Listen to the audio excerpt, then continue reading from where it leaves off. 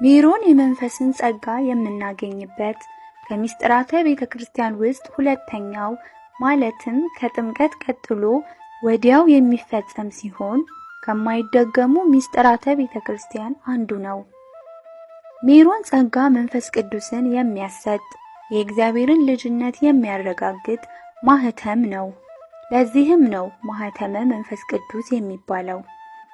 በዘጸአት ምዕራፍ 30 ቁጥር 22 እስከ 25 ላይ ያለውን ቃል ማለትም እግዚአብሔርም ሙሴን ሲናገረው አንተም ክቡሩን ሽቶ ከተመረጠ ከርቤ፣ ቀረፋ፣ የጠጅ ሳርም በርንጉድና የወይራ ዘይት በአንድ ላይ ተቀምሞ የተቀደሰ የቅባት ዘይት ታደርገዋለህ፣ ያም የተቀደሰ የቅባት ዘይት ይሆናል የሚለውን የመጽሐፍ ቅዱስ ቃል መሰረት በማድረግ ቤተክርስቲያናችን የተቀደሰውን ቅባት ወይም ሜሮንን ታዘጋጃለች።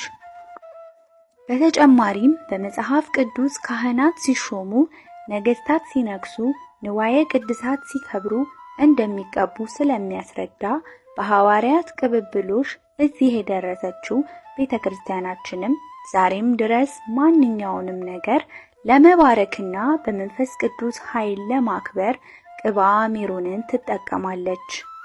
ለምሳሌ ታቦት፣ ጽዋ፣ መስቀል፣ መሶበ ወርቅ፣ ማዕጠንት፣ ማህፈድ፣ መንበር እነዚህና የመሳሰሉትን ለአገልግሎት ከመቅረባቸው በፊት በሜሮን ይታተማሉ። ልዩ ጸሎትና ቡራኬም ይፈጸምባቸዋል። ከዚያ በኋላ ተራ ስራ አይሰራባቸውም።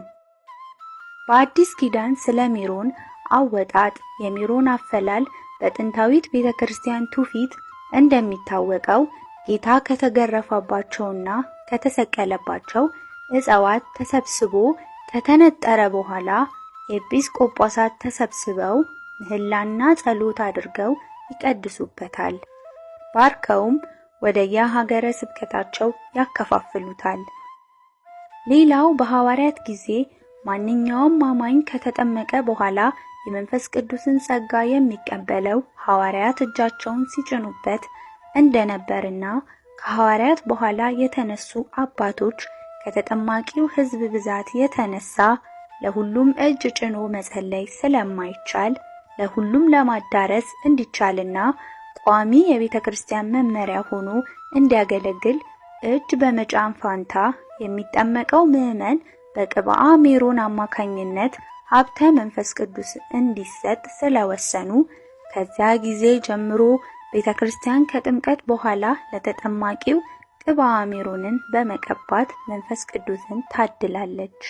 አንድ መርሳት የሌለብን ነገር ሜሮን ለገበያ የማይውል የማይሸጥ የማይለወጥና ከካህናት በቀር ማንም መቀባት እንደማይችል በመረዳት ይህንንም ለማያውቁ በማሳወቅ በተጨማሪም ለገበያ የሚያውሉትን መቃወምና መከላከል ከኛ ይጠበቃል። ወስብሐት ለእግዚአብሔር።